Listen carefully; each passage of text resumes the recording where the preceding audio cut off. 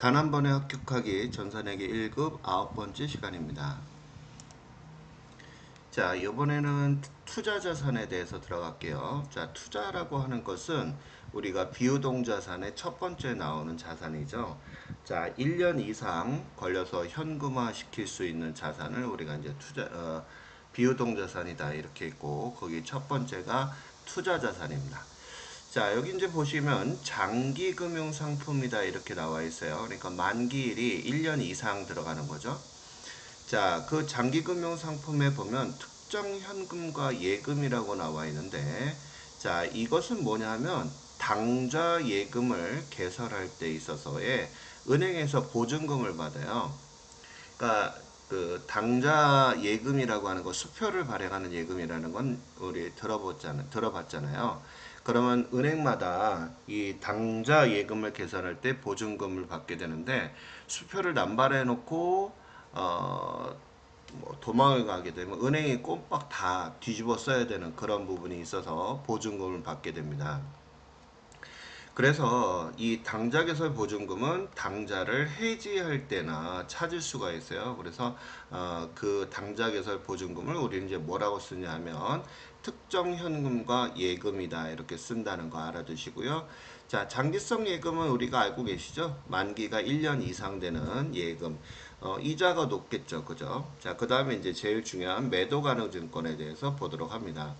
자, 이 매도 가능 증권이라고 하는 것은 우리가 이 앞전에 단기 매매의 증권 같은 것은 시세 차익을 목적으로 하거나 또는 거래가 빈번하게 우리가 들어간 부분이 있고, 또 시장성이 있거나 뭐 이런 걸 우리가 이제 단기 매매 증권이다 이렇게 이제 배웠었잖아요. 그래서 이거를 취득할 때 있어서의 자, 수수료 같은 것은 원가에 가산하지 않는다라고 했어요. 하지만 이 매도 가능 증권이다라고 하는 것은 우리가 장기 보유가 목적이 되는 거예요. 장기 보유. 그러니까 우리가 1년 안에 사고 팔고 하는 게 아니라 장기적인 보유 개념이다. 이렇게 보세요. 그래서 이때 우리가 들어갈 때 발생하는 것들 수수료 있었잖아요. 그 거래 원가는 원가에 가산을 시킨다. 예를 들어서 내가 삼성의 우량주를 샀다. 자, 뭐 예를 들어서 1,000원만큼 샀는데 여기에 수수료가 100원이 들어갔다라고 하게 되면 이 매도 가능 증권은 얼마짜리가 됩니까? 1,100원짜리가 된다는 거 알아두셨으면 좋겠어요. 자, 우리 앞전에 단기 매매 증권은 안 그랬죠? 1,000원이 자, 단기 매매 증권이고 수수료 100원은 따로 비용 처리했었잖아요. 근데 이 매도 가능 증권은 이렇게 매입 시에 발생한 비용은 원가에 이렇게 가산한다. 이렇게 알아두시면 돼요. 자, 기말에 얼마인가 평가하는 거. 우리가 이제 시장 가격에 얼마인가 평가하는 거, 즉 공정가액으로 평가한다 이런 얘기를 했었잖아요. 그래서 재무제표상에는 항상 시가로 기록이 돼야 되는데, 자, 우리가 이 시가가 바로 공정가액이다 이런 얘기죠. 자, 공정가치를 평가를 해야 되고, 그때 이 공정가치를 신뢰성 있게 측정할 수 없는 경우에는 우리가 취득원가로 기록을 한다 이런 내용 알아두셨으면 좋겠어요. 자, 그러면 이제 우리가 가장 중요한 게 단기 매매 증권과 매도 가능 증권에 대해서 비교를 하게 되는데요. 이렇게 단기 매매 증권을 평가했을 때 발생하는 수익은 수익과 비용으로 우리가 회계 처리를 했죠. 그래서 단기 매매 증권 평가이익, 평가손실 이렇게 처리했어요. 하지만 이 매도 가능 증권에 대해서의 평가손익은요, 자본 항목으로 처리하는 거예요. 자본이다 이렇게 써요. 기타 포괄손익 누계액은 우리가 자본에 해당하는 거예요. 그래서 우리가 자본에는 첫 번째가 자본금이라는 게 있었고요. 두 번째가 자본잉여금이 있었고요. 그 다음에 세 번째가 자본조정. 그 다음에 네 번째가 기타 포괄손익 누계액이었어요. 그 다음에 다섯 번째가 이익잉여금 이렇게 있었잖아요. 그래서 여기에 이 평가손익을 자본 항목으로 처리한다. 왜 자본 항목으로 처리를 하느냐? 우리가 이 부분에 대해서 기업을 차린 이유는 이렇게 주식을 목적으로 해가지고 사고 파는 게 아니잖아요. 상품을 팔고 사고 하는 게 주된 영업이지. 주가 주식에 대해서 하는 게 아니기 때문에 이런 그 부분에 평가 손익에 관련돼서 단기 손익을 높이려고 하는 그런 의도하고는 좀 벗어났다라고 보는 거예요. 그래서 이런 부분에 대해서 자본으로 처리했다가 나중에 이것을 처분하게 되면 그때 우리가 이제 손익으로 처리하겠다 이런 개념이거든요. 그래서 이 가장 중요한 것은 기타 포괄손익 누계액으로 처리한다는 것과 단기 매매 증권에서는 수익과 비용으로 처리한다는 점이 차이점이 있으니까 그 점 꼭 기억하셔야 됩니다. 그 다음에 재무제표에 반영을 하는 데 있어서 수익과 비용이니까 당연히 손익계산서에 들어가지만 자본 항목이니까 어디로 들어가야 돼요? 그렇죠. 재무 상태표에 들어가 줘야 된다. 자, 그 다음에 이제 처분손익은 우리가 파는 거잖아요. 그래서 매도가능증권의 평가이익과 매도가능증권의 평가손실은 서로 상계해서 평가손익은 처분할 때 처분손익에 반영을 해준다. 이런 얘기가 나와 있어요. 요거는 우리가 이론 시험 문제에서도 정말 많이 나오는 부분이거든요. 그래서 꼭 알아두셔야 되고, 자, 예를 들어 매도 가능 증권의 평가 이익도 있고 평가 손실이 있다. 이렇게 되는 거 한번 예를 들면 요번에 평가 자 손실이 자 1,000원만큼이 발생을 했어요. 그러면 우리가 이 매도 가능 증권에 대해서 평가 손실이 생기게 되면 애초에 자본 항목에 평가 이익이 있어요. 예를 들어서 평가 이익이 600원만큼이 있더라. 그러면 먼저 손실과 이익을 상계하고 그럼 얼마가 400원만큼 모자르잖아요. 그만큼만 매도 가능 증권 평가 손실로 처리하라 이런 개념이거든요. 자, 그거 좀 알아두시고 나중에 이 매도 가능 증권을 처분할 때는 평가이익이 있으면 그 부분을 처분이익에다가 합산해서 계산하라 이런 개념이라는 거. 자, 그 다음에 이제 투자부동산에 관련된 것도 한번 보자고요. 자, 투자부동산은 투자를 목적으로 하는 거잖아요. 그래서 우리가 이 투자부동산은 임대수익과 아울러서 시세차익 이 두 가지 목적을 달성하기 위해서 우리가 뭐 건물이라든지 토지 뭐 이런 부분을 구입한 것이다 라고 보면 돼요. 그러니까 시세차익을 목적으로 한다는 얘기는 어떻게 나쁘게 얘기하면 투기하는 그런 개념이 되는 거죠. 그죠? 그래서 시세차익과 임대수익을 목적으로 하는 게 목적이다라고 하면 투자부동산이고 영업용으로 쓰려고 그러면 우리는 유형자산으로 보는 거죠. 건물 또 비품, 토지 이렇게 그 다음 판매 목적으로 보겠다 이런 얘기는 상품으로 봐줘야 되는 거잖아요. 그죠?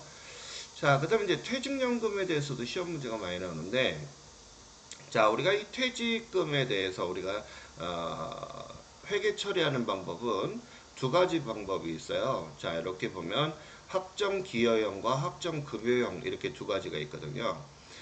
물론 이제 사내 유보하는 경우도 있어요. 그러니까 이 부분은 금융기관에다가 예치하는 경우를 얘기하는 것이고 사내 유보는 그냥 우리가 종속적인 근로계약을 맺고 근로자가 1년 이상 근로를 제공한 사람들한테 우리가 퇴직금 주잖아요.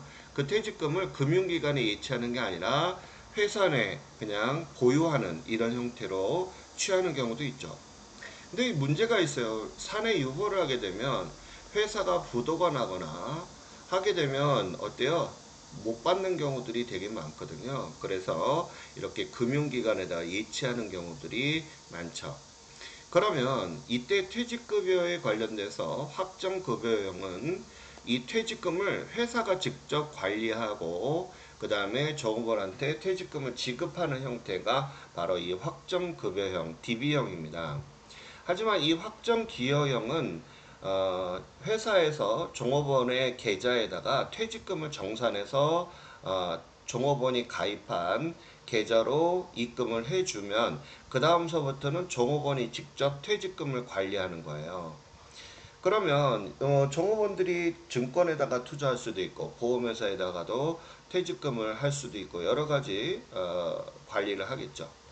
그래서 확정기여형은 종업원이 관리를 한다. 그래서 회사에서는 종업원한테 퇴직금을 줬다라고 하면 퇴직급여 대변의 현금 이렇게 되지만 회사가 전적으로 관리하게 되면 퇴직연금 운용자산이라고 하는 하나의 예치 계정이죠. 그죠? 여기다가 예치를 하게 돼요.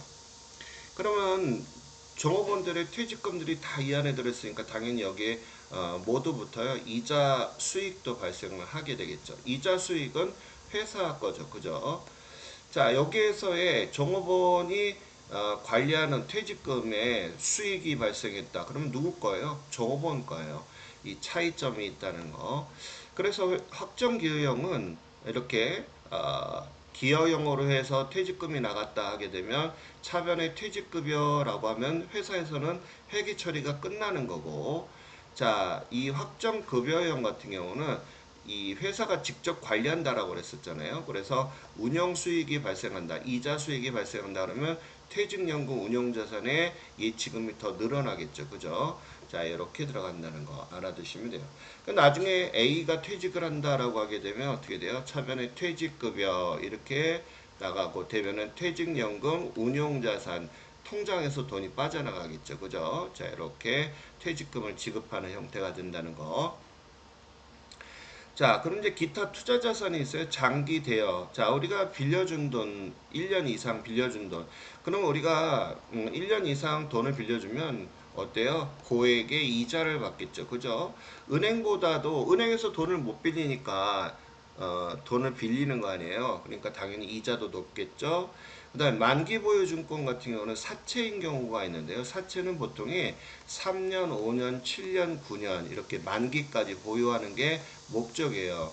그러니까 이자를 목적으로 하는데요. 만기까지 보유하니까 이자가 상당히 높아요. 보통 은행 금리의 한 3배 정도라고 보시면 돼요. 그 다음에 이제 지분법 적용 투자 주식이라고 하는 것은 우리가 주식을 보유할 때 총 발행 주식의 20% 이상을 보유하게 되면 어때요? 대단한 거죠. 20%라고 하는 것은 대주주예요, 대주주.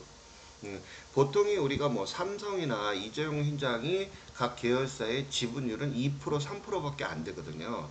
그런데 20%를 보유하고 있다? 어마무시하게 많은 거죠. 그죠? 그래서 따로 관리해요. 지분법 적용 투자 주식으로 해서 관리하고 있다. 알아두시면 됩니다. 자, 기출문제 한번 볼까요? 공개할 때 사용되지 않는 계정 과목은 이렇게 했어요. 자, 여기 이제 보니까 비업무용 토지다라고 했으니까 영업용으로 쓰지 않는 거예요.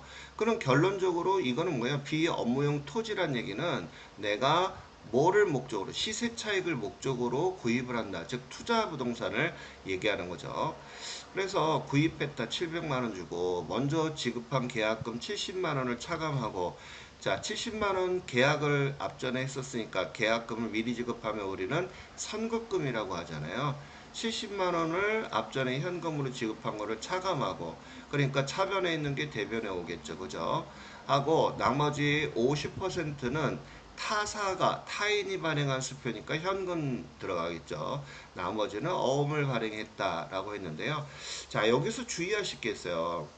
어음을 발행한다 그러니까 여기 전부 다 지급어음 이렇게 쓰거든요. 이 지급어음은 상품 거래에서만 쓸 수 있는 거예요. 그런데 지금 여기 토지잖아요. 투자 부동산이잖아요. 그러면 지급어음이라 쓸 수가 없어요. 그렇기 때문에 여기다가는 뭐라고 쓴다? 미지급금이라고 써 주셔야 된다. 이런 얘기입니다. 다음 문제도 볼까요? 자, 수정분계로 적절한 회계로 오르는 것은 이렇게 했어요. 자, 임직원의 퇴직금과 관련해서 외부 금융기관에다가 보통예금 계좌에서 50만원을 예치했다고 그랬어요. 예금했다 이런 얘기예요. 자, 확정급여형 퇴직연금으로 회계 처리했다. 자, 확정급여형은 뭐가 있어요? 퇴직연금 운용자산, 즉 회사가 직접 관리하는 퇴직금이다 이렇게 얘기했었잖아요. 자, 기업은 퇴직금을 확정기여형으로 퇴직연금으로 운영하고 있다 이렇게 했어요. 그런데 이상하네요. 그쵸? 왜냐하면 수정분계를 하는 경우 적절한 회계 처리로 옳은 것은 이렇게 했단 말이에요. 그러면 애초에 지금 이 회사는 50만원 예치하면서 담당자가 확정급여형으로 회계 처리를 했대요. 근데 기업은 퇴직금을 기여형으로 자 퇴직연금으로 운영하고 있다고 그랬으니까 퇴직연금으로 잘못 처리했었네요. 그러면 결론적으로 퇴직연금 운용자산이라고 하는 차변에 있는 것이 대변에 가서 없애주면서 기여형으로 바꿔줘야 되잖아요. 그래서 3번이 정답이 되는 형태가 되겠죠. 확정기여형은 퇴직급여라 이렇게 했었고, 확정급여는 퇴직연금 운영자산 되는 거죠. 그러니까 이 확정급여형이 아닌데 이렇게 처리했으니까 차변에 있는 친구가 어디로 와야 돼요? 그렇죠. 대변에 가서 없애줘야 되고, 우리가 차변에는 퇴직급여 이렇게 우리가 회계 처리가 돼줘야 되겠습니다.